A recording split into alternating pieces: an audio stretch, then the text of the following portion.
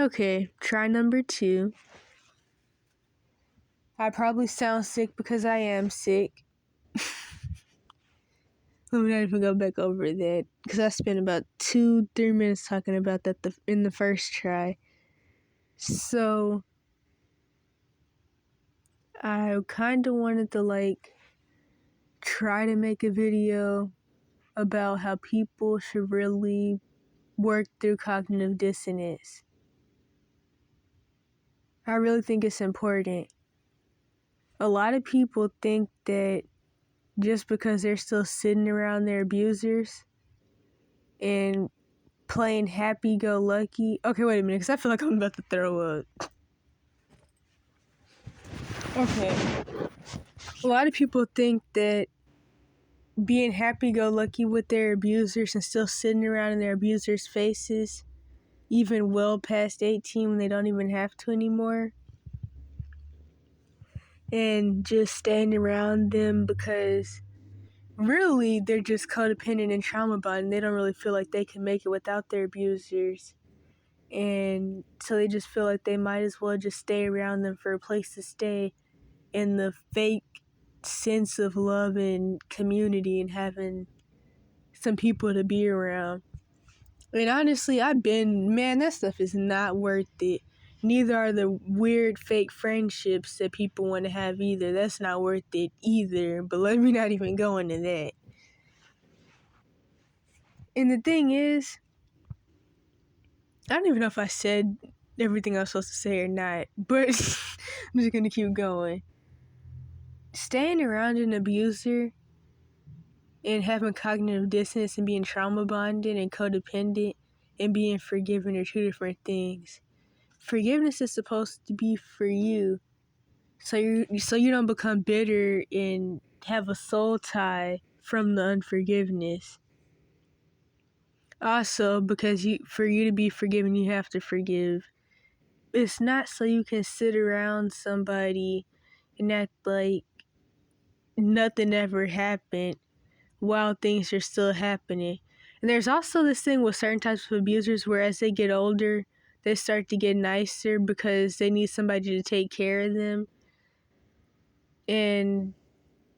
Or as you get older, they start to get calmer because I don't know about the abusive person themselves, but I know the spirits in the abusive person know that things become repressed memories and that they could essay you and beat you up for years and then stop when you turn 12, and then after a while you won't even remember any of it happened. And I think I used to mention this, maybe on here, but I'm pretty sure I mentioned it a couple times on the evidence channels. But yeah. What else do I have to say about this? Oh, another thing. If you're anointed or prophetic and you're the scapegoat or whatever, you're supposed to be the generational curse breaker. You're supposed to... technically everybody has a purpose. Most people never meet it, but you have a greater purpose than a lot of other people. You're supposed to go on about your business and leave people who shouldn't be around you behind and work towards doing what you need to do. Not sitting around a whole bunch of people who don't give a crap about you for this fake sense of community. And me personally, I don't even I don't really think I could have ever got community in my previous situation. I'm not gonna lie. I have older scapegoat sister. They did eventually end up driving her crazy. And I really feel like she had DID. But yeah, they really did end up doing that with her. And she's never really been able to get much of a sense of community from them. And I don't think I ever would have been able to get that either. Maybe if you were semi the golden child, you could have done that. But even the golden child enablers, at one point they were abused. by the quote-unquote narc. And I say quote-unquote because I really don't even like that term like that. I'd rather just say Jezebel, Leviathan, and instead of your spirit abusers, because that's the reality of it.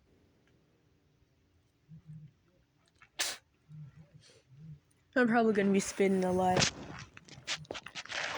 It's getting cold, so I'm getting sick.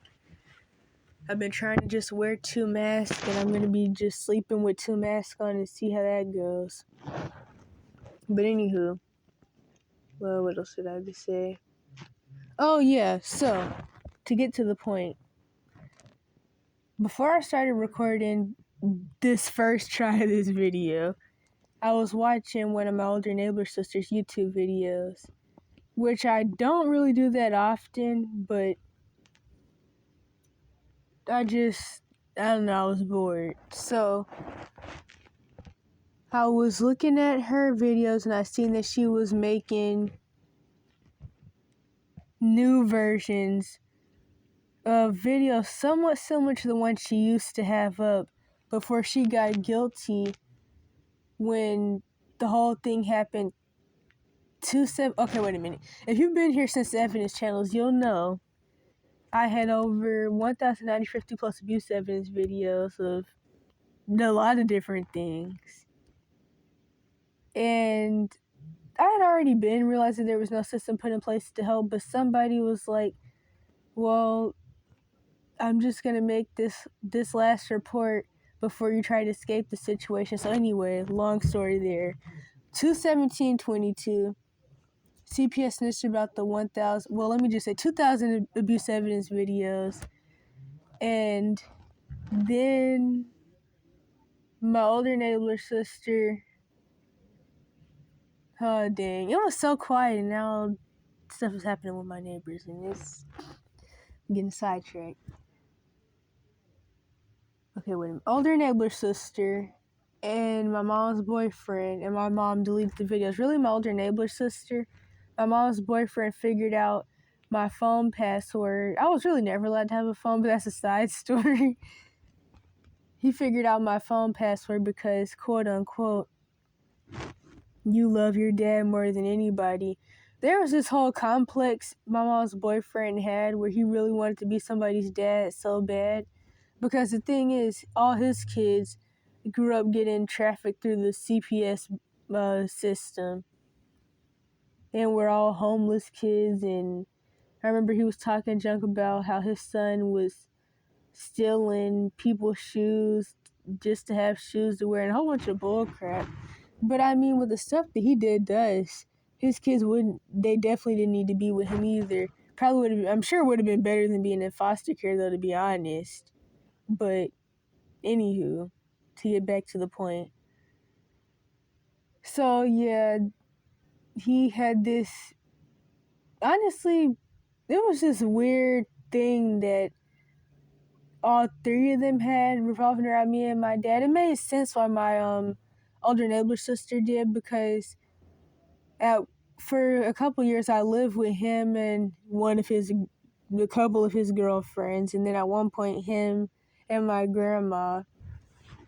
And of course, since my older neighbor sister was my one full sibling, obviously she felt some type of way about this, because the one time she did stay with us, my old quote-unquote stepmom was ready for her to go. So it made sense that she would feel some type of way towards me, and there would be some jealousy and envy and stuff revolving around the whole thing with our dad. Because I guess she felt like he was nice to me, but he really wasn't. But I mean, her being with our dad probably would have been better than probably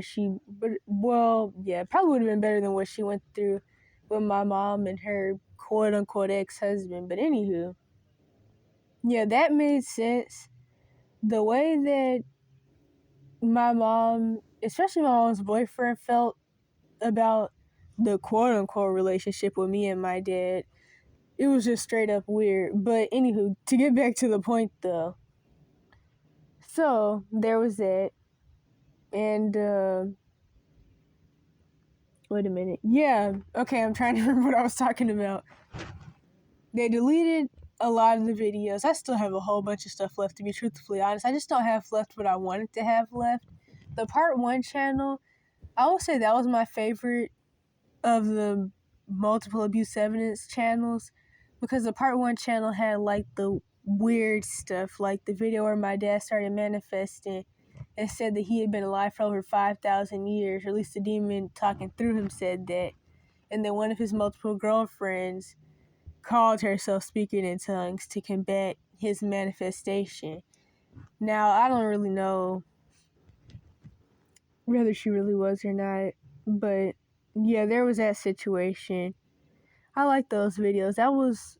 I think that was 8-part video playlist, and I'm pretty sure that happened on March 24th, 2021 or 2020. So I used to remember the dates for all this stuff too. Like the evidence channels, it did give me a good memory for certain things, because I would have to like put the dates in and all that. And I would usually put the dates in the titles, especially because I was never really supposed to have a phone, and so I was commonly secretly uploading videos, and so the date that would be in the description automatically wouldn't be the right date. And so I'd be able to say things like, yeah, on September 22nd, 2013, not that I didn't have videos from, well, I did have 3 videos from 2014, but I'd be like, on September 22nd, 2021, blah, blah, blah, blah, blah happened, and then this happened, and then she said this, and then I said, yeah, I'm making this a trauma dump. But yeah, so before the whole thing happened with my abuse evidence videos, my sister, my older neighbor sister, she had a couple videos herself of some things that happened. Now, of course, she only focused around things that happened to her. Of course, she was acting like the whole essay thing with my older scapegoat sister, I don't even know if she's older than her or not, but I'm just gonna say our older scapegoat sister. Of course, she tried to act like all the stuff that happened with her didn't happen. In fact, she didn't even mention any of that. She just mentioned her specific situations, the things that happened with her getting kicked out by my mom and her quote-unquote ex-husband. And the thing was, everybody got kicked out underage, actually. But yeah, in fact, my older brother, who's also semi-scapegoat, semi-enabler, they would talk junk about him for years, because once he got kicked out, he never came back, and nobody knew, quote-unquote, nobody knew. Quote-unquote, he was missing. Just like how I supposedly am, even though everyone knows where I live, unfortunately. But yeah, so he was quote-unquote missing, and nobody knew where he was from age 14, 15, all the way to mid-late 20s. In fact, it was somewhat near the middle to end of the abuse evidence channels that he came back in the picture. And that was my first time being around him again since probably I was a baby or something. But yeah, so to get back to the point, I noticed that, like, after the thing happened where she had deleted my abuse evidence videos, or at least deleted the ones that they were able to delete, before I had to figure out a way to get into emails and change email passwords and keep what little, well, I won't say what little, but what stuff I was able to keep. During that, she deleted her videos that she had made, or at least made them private, on her channel, where she had a few videos talking about how she was kicked out, and the whole thing where my old stepmom, quote-unquote stepmom, didn't really like her like that. And I remember they were always saying that they felt some type of way because she was mean to me, but I don't know. But she was, but that was still some bullcrap because they didn't really care for real. I think my stepmom really just felt some type of way about having to take care of somebody else, another kid that's not hers. Because, to be truthfully honest, I'm pretty sure she was like 19 or 20 or something now looking back. I always wonder how old she was, but nobody would ever tell me. Like, my baby sister, my one sibling that actually likes me, or at least the one sibling that actually likes me that has actually really been around me, because the other ones that don't necessarily like see me as a scapegoat or anything, I've never really met them. But this one, my quote-unquote stepmom's kid, she is one of my siblings that actually likes me. And I remember a year ago or so, she told me that my old stepmom was turning 38. And I was like, how in the world is she turning 38? And my dad is like 51. I hope she said 38. It could have been 34. So there was that. But yeah, so in the new videos that my sister's uploading, I've noticed, like always, she has a lot of cognitive dissonance. But that's the thing with enablers, though. And that's the difference between enablers and flying monkeys. Enablers commonly were people who were abused by the person with the Jezebel Leviathan and setter spirits before, but the flying monkeys, they just work with the abuser for no reason, commonly. But a lot of flying monkeys, especially with abuse situations these days, at least in the US, a lot of flying monkeys are cash for kids system staff, so they get paid to help the abuser and to help gaslight you and make you think that everything is just happening to you because you're bad, crazy, and retarded. But yeah. Also, something to keep in mind is that quote-unquote narcissists and their flying monkeys and enablers, that's called a demonic confederacy, which is technically when one or two or more spirits have like a confederacy together against someone or something. But of course, since spirits work through people, it goes the same way. That's something I pieced together. That was a little while ago. It's definitely over a year ago. Like, I had watched videos about generational curse type stuff and demonic confederacies, but in fact, it was a Deliverance Chronicles video that I watched about that, but that didn't ring the bell for me. What really rang the bell for me was this video by Pastor Stephen Darby, where, what was it titled? Oh man, it might have been titled Demonic Confederacies too, but I don't know. I swear it was something else. I swear it was like, I don't know, but when he had said, when two or more people, something against you, that's what rung the bell. And the video wasn't even about quote-unquote narcissism, but I was like, this makes perfect sense. And then I connected the dots and I was like, narcissists, since that's what people call them these days, and they're flying monkeys and enablers, are a demonic confederacy. In fact, you can consider the whole cash for kids system and other branches that lead into adulthood a demonic confederacy too. But especially in the narc abuse situations and where you're scapegoated and all that. So yeah. Anyway, I was watching the video and she actually mentioned our old stepmom, quote unquote. I guess she just referred to her as that for the sake of the video. I feel like with the things that did happen between them, it's surprising that she's even referring to her as that. But I really think that just goes into all the cognitive dissonance that she has towards all her different abusers, too. And that's the thing.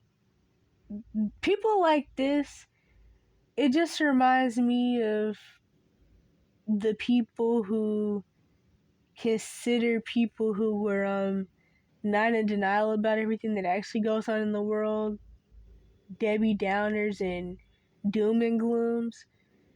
I see these people the same, because it's like I'm a Debbie Downer doom and gloom because I'm not lying to myself about reality, because that'll make you go crazy, to be truthfully honest, and that'll actually make you depressed. Because the thing is, unlike the people who are lying to themselves about things all day, I'm not running around crying all the time and constantly allowing my abusers to just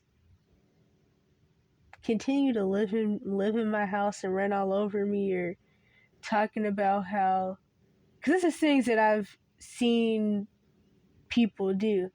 We're talking about how it seems like my old abusive relatives or whatever don't care, and my only way to get them to care is by giving them money and becoming rich.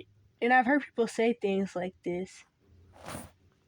It's honestly really sad, but there's just so many levels of denial that people are in, and I honestly feel like none of it's worth it. It's not worth it at all. And I already know that people will like feel some type of way about the situation I'm in, and people feel some type of way about other people that do the lay low till 18 thing, because a lot of people aren't willing to be homeless or anything of the sort to get to escape a bad situation that they didn't need to be in. Which is honestly weird to me, because I don't know, I don't care what anybody says. It's really not that bad, especially compared to my previous situation. Like, literally. And people are always talking about what's not safe, but I mean, nowhere is safe. And that's the same rhetoric that people who are scared to leave the hood that all their friends and family died in, that's the same rhetoric they use. And they're probably about to get shot up too. So, yeah. Cognitive dissonance, it's not worth it. It's idolatry, really. It's just like people pleasing, people bondage, limerence obsessions. Something I used to have when I was younger, and I just was doing the usual stuff that people who go through emotional neglect and are traumatized do. But all of that is people idolatry. That's all it is. It's all idolatry. And there's this other thing that I heard somebody call things like this. It was in a vagabond group. They were saying that basically materialistic stuff, all that is all vain things. But another term you could use for it is the lust of the eyes, the lust of the flesh, and the pride of life. And that's all there really is. And I just don't see the point of basically laying down my life for some bull crap and chaos. And hopefully this makes some type of sense, but just don't be like that. It's honestly really saddening, because I'm pretty sure, like, my older neighbor sister did kick them all out, though, or something like that, because I know a little after I left, apparently my mom moved back to the state that we were from, and she moved back to the project, so I can only imagine what happened behind that whole situation. I mean, with that whole situation, or what caused that to happen. But she's still lying to herself, really, and that's something that people point out all the time when I was still doing the abuse evidence videos. She's trying to gaslight me. In fact, no. This one person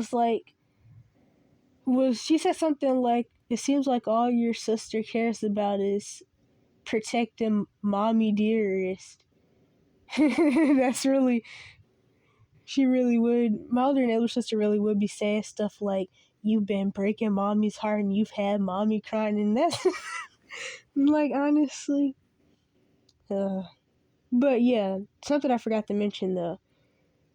In the video that I was watching, when my sister was talking about her mom and when her, well, I don't even know why in the world, now to think about it, I don't know why in the world that her video title was "When My Parents Divorced." Like, when I read that, I thought she was talking about our mom and her ex-husband. I didn't know she was talking about our mom and dad, because they were never technically married for real. But yeah, so she was like, our dad cheated a lot, and of course he did. He always did. He's one of those feminine thug persona dudes.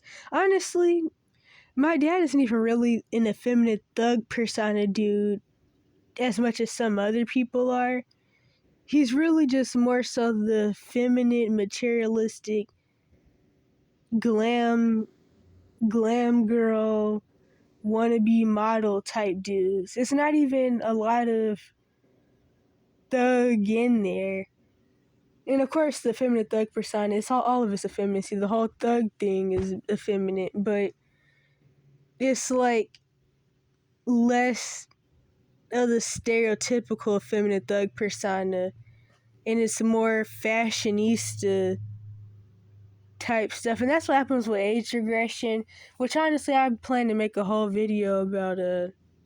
Also, I've been made a video about that, but I don't know. It's hard for me to really get my thoughts out, so I just end up not doing stuff. But yeah, so anyway, one of those age regressed people that only sees their selves and others as a body, pretty much. And that's the thing, though. People always talk about the promiscuity with women, but dudes do the same thing from trauma and trauma-based mind control. Like the male and female rappers, they talk about the same stuff.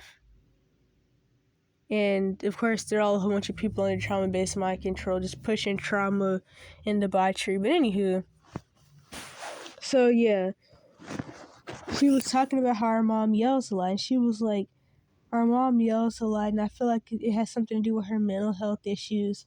First of all, don't dare call the level of demonization and Jezebel control she was under mental health issues.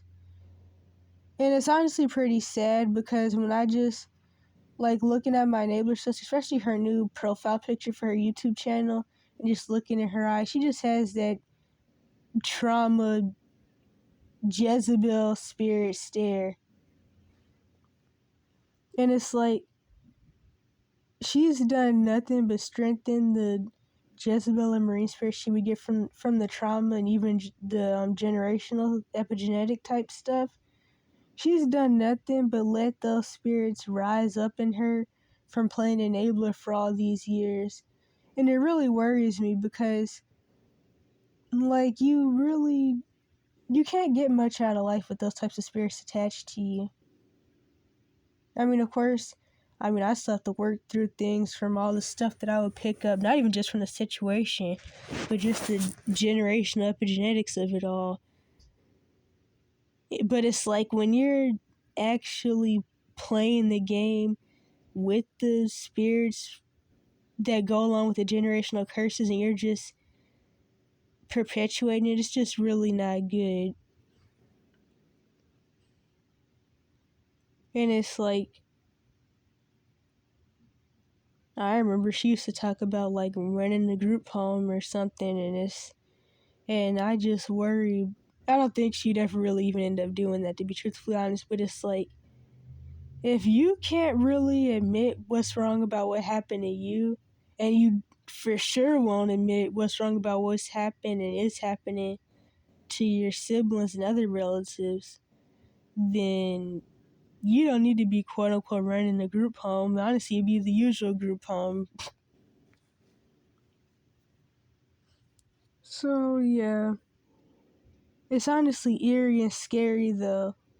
Like the level of brainwashing and I guess you could say pretty much mind control. So that's the same thing anyway. And it all comes from the emotional/psychological abuse, which emotional abuse or manipulation, that is a form of witchcraft. It's called emotional witchcraft. And that's what quote unquote narcissists do. So yeah, the level of brainwashing and cognitive dissonance that people are under in the world, revolving around so many different things, it's honestly scary to me. And then some people make me and other people like me who don't have time to play lie to yourself games. I just don't get the point. But people act like I'm the depressing one for not keeping myself in situations that would actually have me depressed. And the thing is, me not lying to myself is why I'm not running around crying all day like a whole bunch of other people that always want to run to people asking for advice, but they're a brick wall and will listen to anything anybody says. So, I don't know.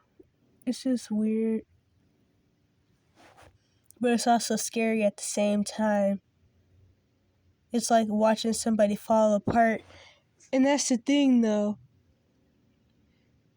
Because there's this thing I used to say. I don't even know how much storage space I have left, but there's this thing I used to say. Oh, dang, I'm way over my limit. I'm going to see if I can keep going. This is 3124 out of 2052. So, yeah, I will be like, people can lose their mind from lying to themselves about things that happen or are happening. Or they can lose their mind from realizing things too early. Kind of like the really young abused kid who ends up, quote unquote, well, I can't say that word, I don't think, but they end up unaliving their abuser in self-defense while they're still only 12 or even younger than that because they got so fed up with the abuse so early. And of course, due to the fact that the courts are ran by chomos that love abusers, which I talk about this all the time, always have, that's why these kids go to jail. A lot of people think that these kids are going to jail because the laws are upright and they committed, I don't know if I can say the word, but I'm going to say it anyway.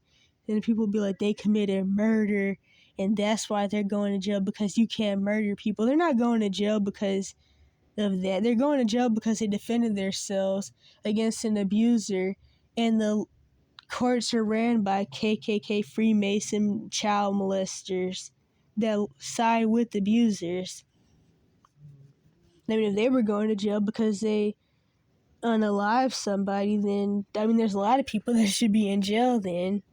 But, anywho, and you definitely can't defend yourself under 18. That's something you definitely can't do. But, what point was I getting at? Oh, yeah, so, anyway, my point was that a kid like that, they're one example of somebody who realize the truth really early, which can sometimes be bad, but I don't know. Now, I mean, not that defending yourself is taking things the wrong way. I don't want to say that that's taking things the wrong way, but maybe another example could be taking things the wrong way, like unaliving yourself. I don't see anything ever wrong with self-defense. I kind of choked there, but yeah, I never do. People can say what they want because they're sick and brainwashed, but nothing's wrong with it. But unaliving yourself is an example of like you realize the truth maybe even too early and you take it the wrong way, but now I'm starting to feel like realizing the truth doesn't necessarily drive you crazy. It's just how you take realizing the truth, and then lying to yourself will drive you crazy. And that's the scary thing about my older enabler sister and even other relatives who have played enabler. The thing is, they're doing nothing but putting themselves on the path of becoming a schizonart. That's really all they're doing. All this lying to themselves and double-mindedness bullcrap, they're gonna end up driving themselves crazy. And that's the scary thing. And that's kind of where the well-being of my younger siblings who are still in the situation and my nephew come in. And I did talk to my old trifling quote-unquote therapist, the one that my mom had cut off during that case. And she being the therapist kept claiming that she was gonna help, and of course she never did. Why would she? But she was like, I'm not scared of your mom or her threats. And then when my mom told them to stop talking to me or else, they did it. But I had mentioned before in the My Health videos that, or one of them, that I had talked to her again about 3 times, and she did her usual manipulative stuff. I actually have a video of one of the scenarios where she was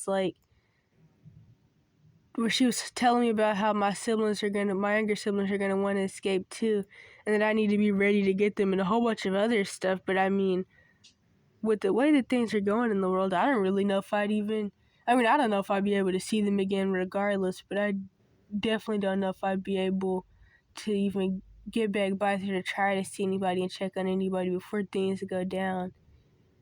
But I just kind of worry though, especially since my younger sister was being groomed into becoming a Jezebelic golden child.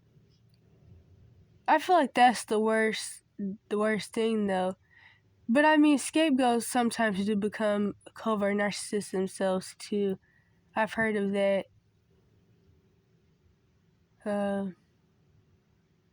Yeah, so cognitive dissonance is not the way to go, and I guess I'll title this that, if I can even upload this.